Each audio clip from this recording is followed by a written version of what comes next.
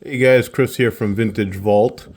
No matter how long we've been collecting and we've been buying and selling and grading our cards, we always wonder what happens if we have this card that's graded by one company and we get it graded by another.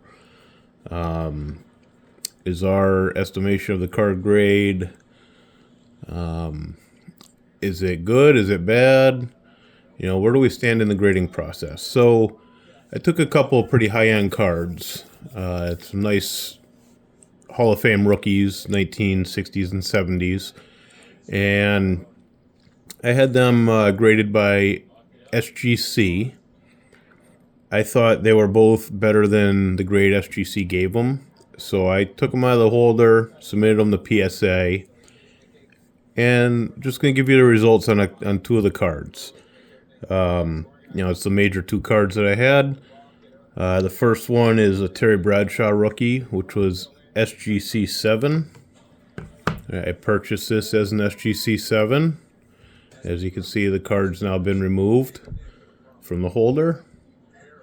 I thought this thing looked just about perfect. I thought I probably should have got an 8 from PSA. So I resubmitted it to PSA. And it actually came back minimum size required. So, it really baffled me because SGC's, pretty good company, pretty good reputation, and you would think if it's minimum size, they would catch it.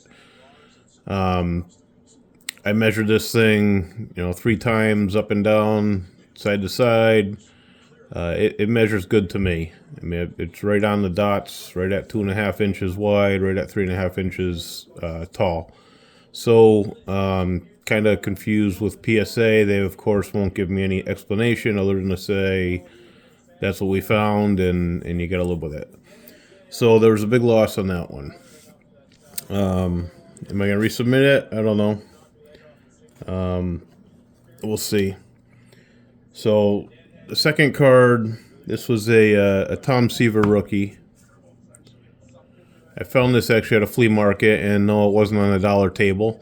It was actually at a vintage card guy set up, as a booth at the flea market regularly. He had some 67 high number cards, and the Tom Seaver, the thing looked amazing. I couldn't pass it up. It was a good deal. It wasn't super cheap, but good deal. I looked it over, and I thought the card looked, like an 8, maybe a 9. I thought it was super sharp. Corners were great. Colors extremely vibrant. It's just, I put a loop over the surface of the card, and I really didn't see any scratches, anything crazy. The other thing I did notice is the centering on it is tilted just a little bit. Now, it's not like a diamond cut card where the edges are actually cut at an angle. The edges seem to be cut square, but the picture is tilted just a little bit as far as the centering.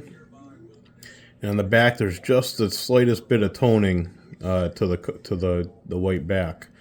Other than that, this thing was absolutely perfect. So I wanted to send it to SGC just because PSA is pretty expensive, and if it came back as altered or for some reason a fake card, I didn't want to pay $150 to have PSA tell me that. So SGC was the quicker and the cheaper way, so I gave it a shot. Obviously, you can see SGC sent it back with a 7.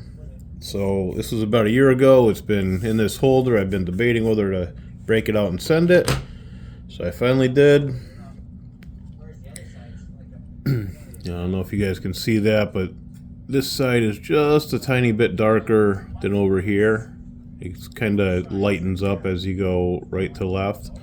So that was one thing I noticed. And then the cut of the card, I don't know if you can see. I don't want to show you the grade quite yet. But it's tilted just the tiniest bit. So anyways, I mean, the thing, you know, it's sharp as can be. Colors obviously pop. You know, it's so nice it actually looked fake to me. Which I did some research and, you know, found out what to look for in fake ones, and this doesn't exhibit any signs of being fake. Which obviously, if it was in a SGC 7 holder, it was not fake. So, like I said, I thought it was an 8. I thought it was an easy 8, and, you know, maybe by some, you know, grace of the grading gods, it could be better. But anyways, it came back a 7 from SGC, sent it to PSA, and I was very happy with the results. You know, it did come back an 8, which is what I thought it should be.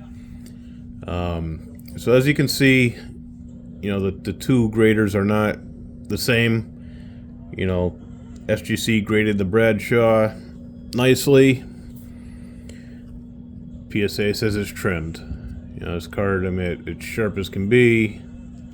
I don't know how it only got a 7, but I really didn't see any surface blemishes or anything on the card. But again, SGC thought it was a good card, and PSA thinks it's too small.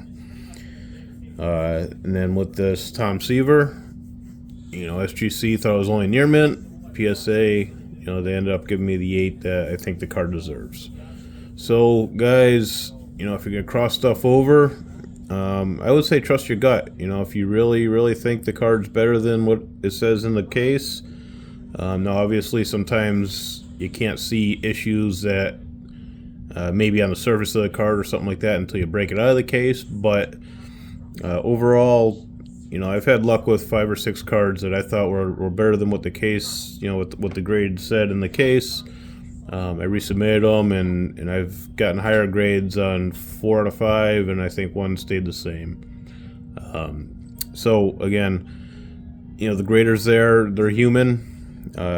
They don't have set standards. It is still objective. So as long as that happens, you know, they're going to miss stuff. So if you think you get a card that could grade better, you know, maybe you'll win like I did on this Tom Seaver. You know, I lost on the Terry Bradshaw, but the value gain on the Tom Seaver probably offset that. So again, I was happy with the results.